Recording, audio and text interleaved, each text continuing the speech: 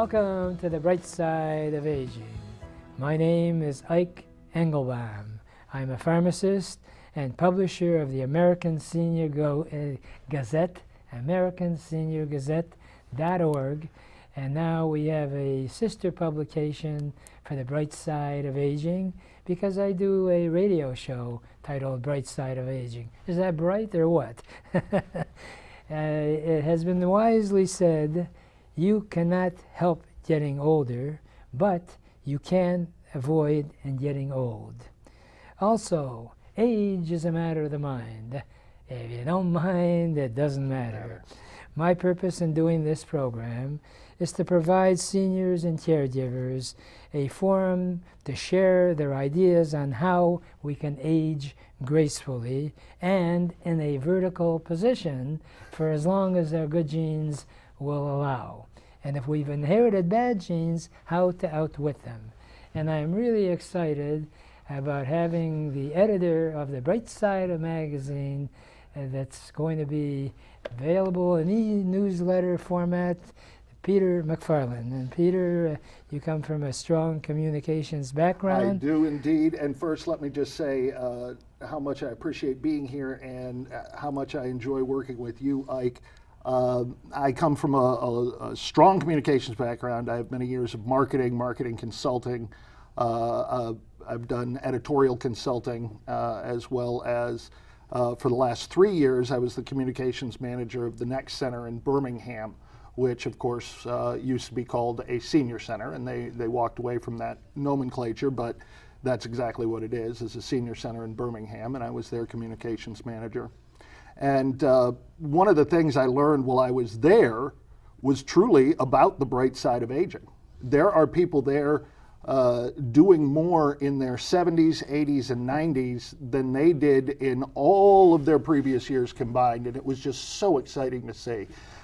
So I really got excited by the motivation of the seniors to live that better life, that more life, and I'm so excited to now be the editor of the Bright Side of Aging magazine and really have some exciting plans for this coming up. Mm-hmm. We're going to increase our digital footprint, and all that means is we're going to be found all over the internet. We're going to start updating the website more regularly. We're going to have a Facebook presence. We're even going to be going on to Twitter.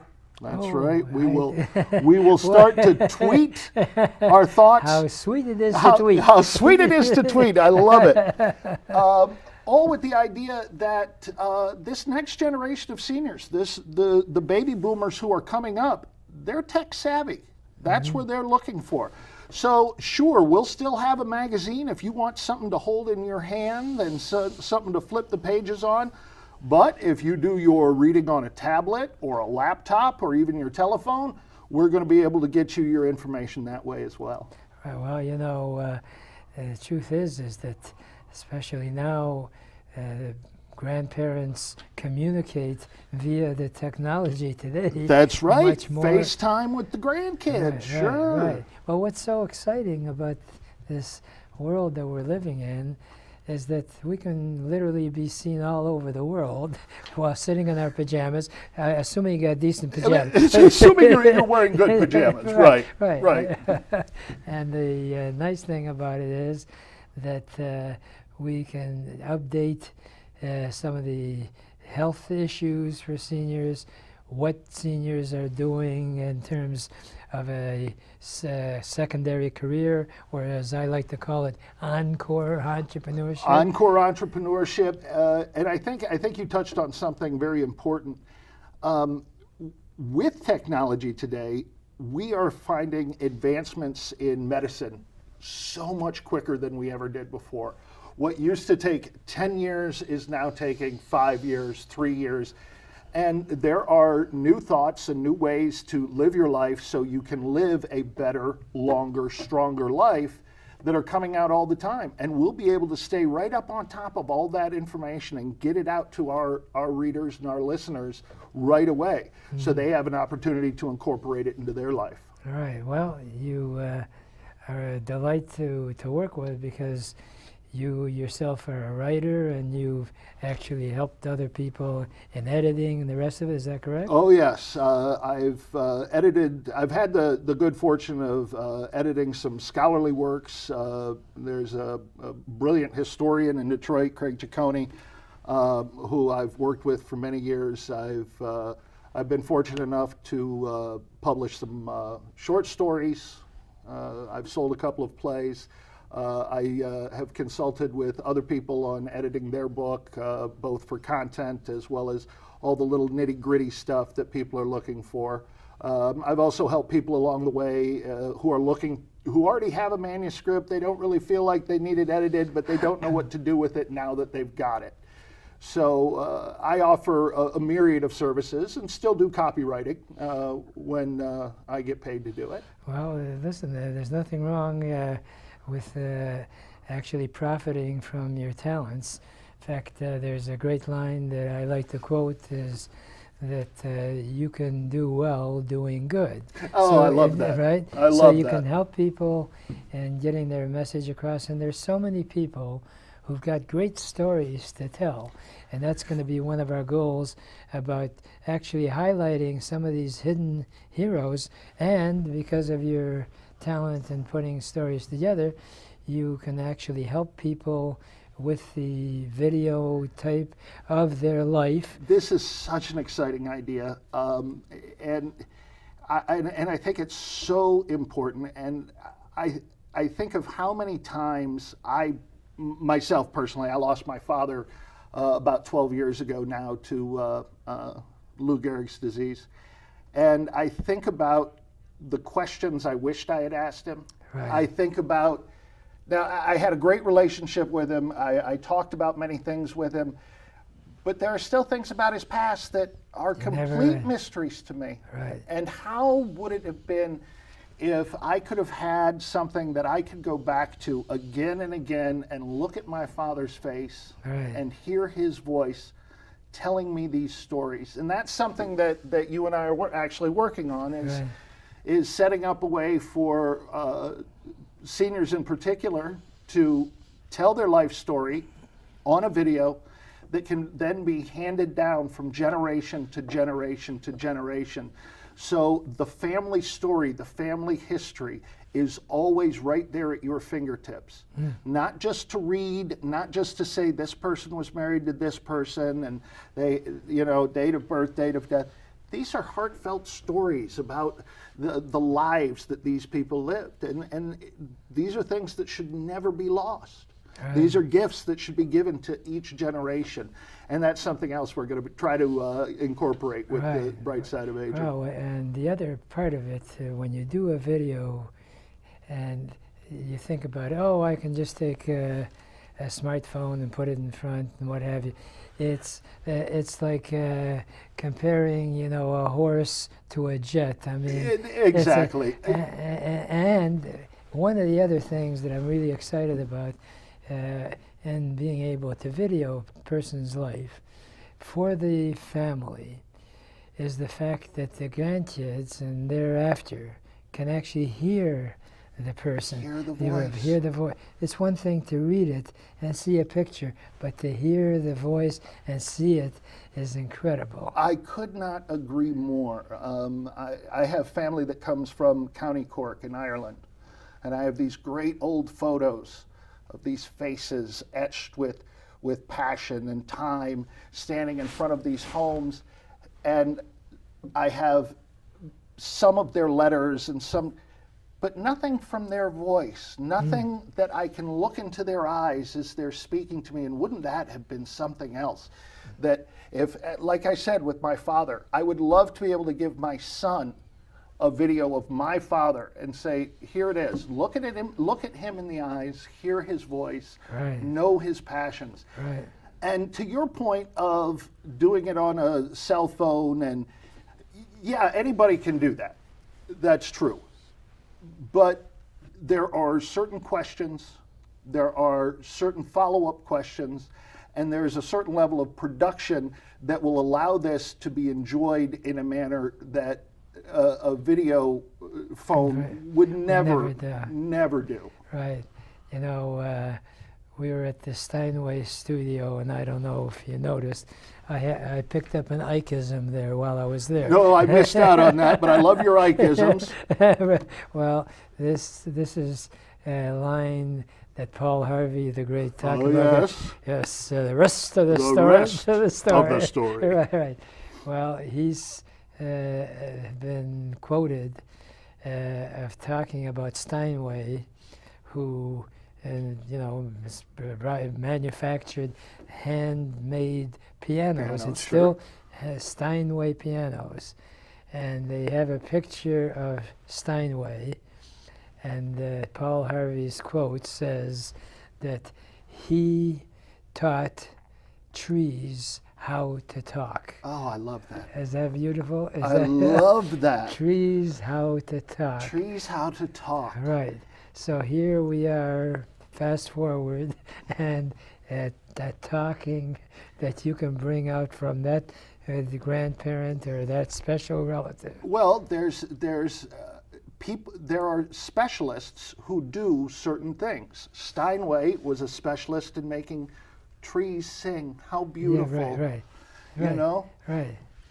you and I, we interview people. We talk to people. We know how to get to the heart of the matter, and we know what's important to not only the individual, but what will be important to their children and their children's children. Right. And there's, when you analyze it, we have the six senses of smell, vision, and hearing, and all.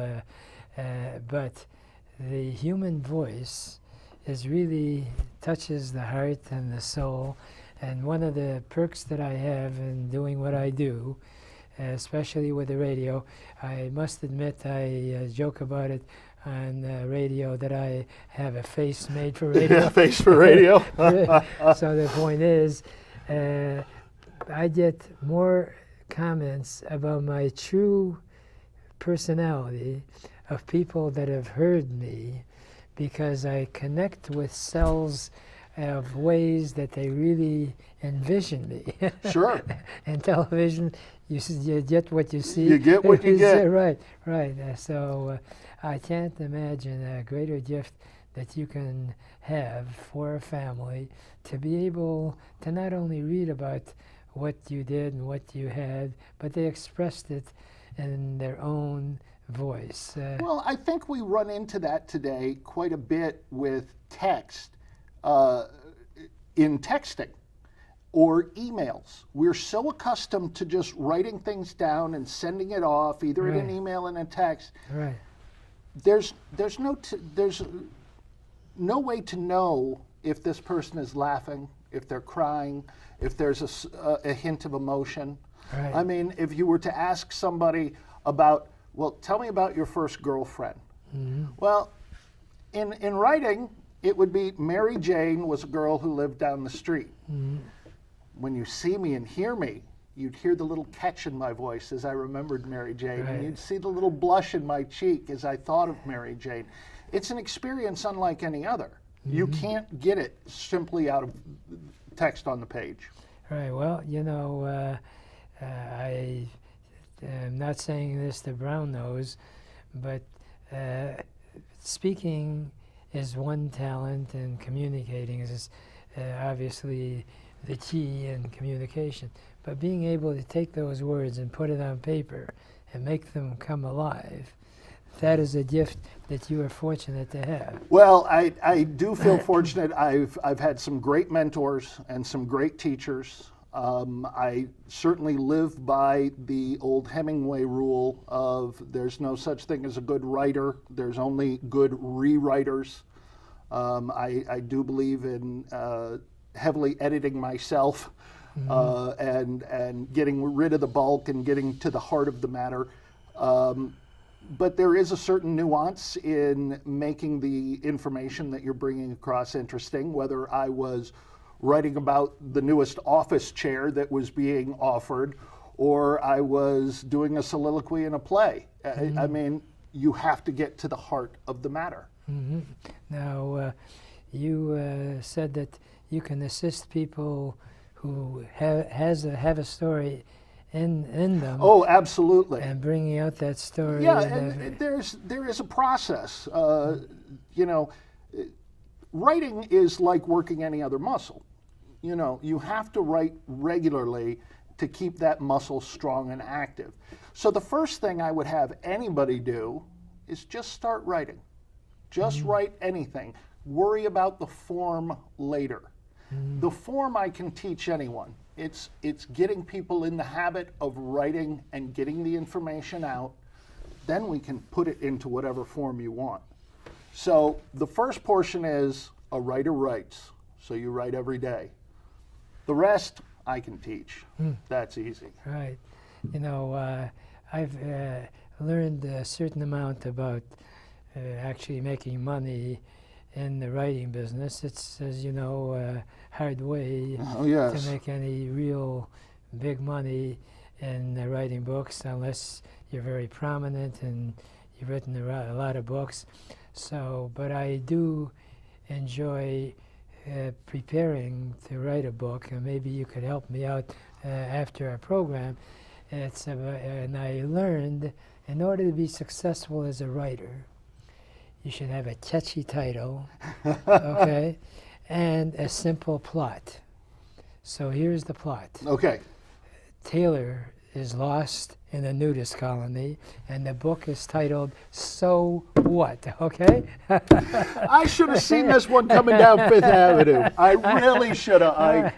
But, Oh, boy. And in the serious type things, there are so many people out there that if they just described certain episodes of their life, and you correct me if I'm wrong, but it's amazing once you really get into the rhythm of it, that let's say you're writing a novel and you've got a sort of a general picture of the characters, the characters begin to dictate to you. Oh, I find that to be absolutely true. As long as you have put the work in developing your characters, at some point your character will surprise you. You'll be writing and your character will do something and you'll think, oh, well, I didn't realize they were going to do that. But there they are because you've developed them so well. And it is getting into a rhythm. It is, like I said, practicing, exercising that muscle every day. Right. And the thing is that another tip that I've heard some famous authors give is the fact that we can indeed operate on our circadian rhythm, which fancy dancy term that we have built-in clocks Yes. of when we're more creative. Some people are morning people, some people are Absolutely. night people. So when the clock dictates creativity, that's when you should That's write. when you should be writing. And everybody has that. Circadian rhythms are just a fact. And, you know, there are going to be times of day. Maybe you are like the gentleman I spoke of before, the historian, Craig Ciccone. He works best late into the evening. And he likes to get started around 11 o'clock. After the rest of his day is done, that's when he'll produce the most of his work. That would drive me crazy because I would be falling asleep at my keyboard, slamming my head on it. I like to work in the morning. I feel best when I first wake up, have a cup of coffee, and just let it all out first thing. Right. There are some people who, middle of the day, that's when they feel empowered to do their work. And it's whatever, you know, it's whatever works for you. But I want to get back to a point you made. What was it, Dragnet, A Million Stories in the Naked City? Everybody has a story. Everybody does. Everybody who's lived long enough has a story. If you want to tell it, you can tell it. If you want to tell it, you can tell it, and you can tell it in a way that other people will be interested. Right. Well, I know since you're a communications person that you've actually done seminars about birding. And Oh yes, you're talking. Now you're talking about one of my hobbies, one of my passions. I do enjoy Michigan for all of its natural beauty, but especially the birds. I do enjoy going out and looking at all of our fine feathered friends here in Michigan. And I've been fortunate enough to give a couple of lectures on my passion and just they've basically been on the birds that people can see in their backyard. If they're willing to put the time and the effort and a little bit of food out there. All right. Well, if anyone that's interested. Oh, and sure. setting I'm more something than up- happy to come talk about birds anywhere. You'll fly to their destination. But When- boy, when- are when- my arms tired, yes. But we were talking about one of the in your talks. You bring out some interesting facts. Oh, just, I mean, there are little things about birds that if you are not, if you don't pay attention, you'd probably never notice. But many birds have winter and summer morphs, that is, different colors in the winter and summer. And some people don't even know that, it's the same bird they're looking at. The starling is a great example of that type of bird. The grackle as well, not to quite the same degree. But the starling will have speckles and a different colored beak at one point in the year, and then instead of a brown beak, a yellow beak, and no speckles at another point in the year. And of course, there's always the differences between the males and the females. Males always being the more showy of the two, because Sounds familiar. it's their job to woo the women. The women never have to woo the men. Which does not sound familiar. People are often surprised at the variety of birds that you can get in your backyard. Try putting out some orange slices and grape jelly. Oh, really? See what you get. You'll start finding you get these beautiful orange and black birds, Baltimore Orioles, because that's what they're attracted to. Really? Yeah. So they have a diet preference? Yes, they like they do. They like the sweet and the citrus of the orange, and they will come and find it. Do they like Chinese food? I'm No, just as a matter of fact, I have yet to find a bird that likes Chinese food. But on the other hand, I don't usually have leftovers when I have Chinese. Unless they're Chinese. I see. Well, is the color changes with birds have anything to do with protective type? Yeah, it has to do with blending into the natural environment is what it's about. Sometimes color changes are indicative of a mating season. But in the birds I described, it's just a matter of blending into their surroundings so they're not picked off by predators, of which there are many around here. There's many, many hawks that live in southeastern Michigan that feed on smaller birds. I can't help but think that that is indeed one of the bright sides of aging, is the fact that you have more time, hopefully, than you had before. And you can indeed go out and see the birds Exactly. and make a hobby out of that. And perhaps if you're fortunate like you in terms of being able to communicate, you can share the stories of the birds and all Or of a sudden you got whatever your passion is. We were talking earlier, when I worked at Next, I was very fortunate to book the speakers there.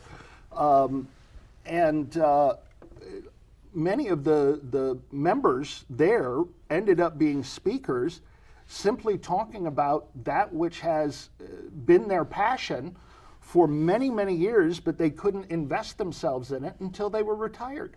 And once they were retired and they invested themselves in it fully, they have these rich, wonderful tales to tell, and people want to hear them. Right. It's a way of sharing your passion, finding other people who have the same passion, and getting out of the house, Right. doing something new and Right. different. Right. Well, when you think about one of the other aspects of the bright side of aging, because if you have some more time to really pick into an area or go into an area that you have a passion for, all you got to do now with the internet especially, and we can maybe even publish that in some of our upcoming Bright Side of Aging magazines, that the birding group in such and such an area meet here, you'd have like an instant group that you can share your ideas with because you have that same common Right. interest. You have an instant family of people who are like-minded. Right. You know, I know a gentleman who lives and dies by trains. He loves trains, model trains, big trains, all sorts of trains.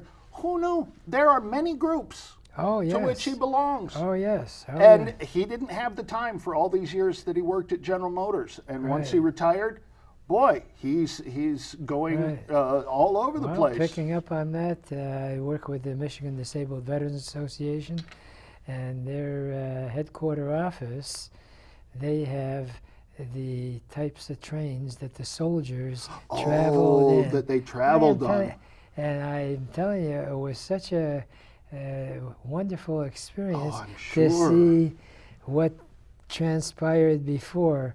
And here you can have an instant group, and let's face it, I don't want to get off on a tangent, and I certainly don't want to sound negative, but what is religion all about? You practice a certain religion, it gives you the guidelines of how to be a good human being on the face of the earth, Right.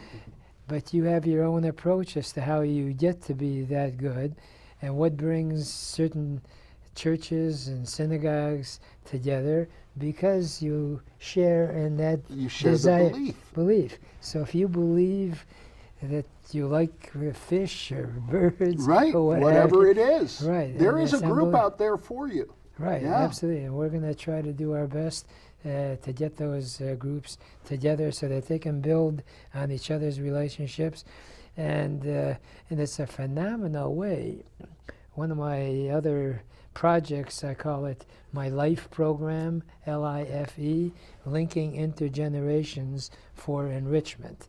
So couldn't you see, like you take seniors who want to know about computers, the young groups get on the computer, and the senior on the screen can talk about some of their hobbies and motivate young people. I don't think there's anything more powerful than when different generations get together.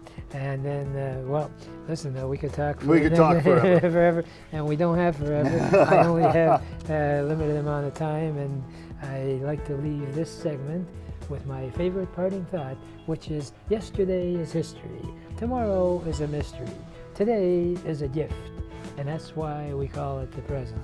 Please enjoy your present by looking and living life with a bright side of aging.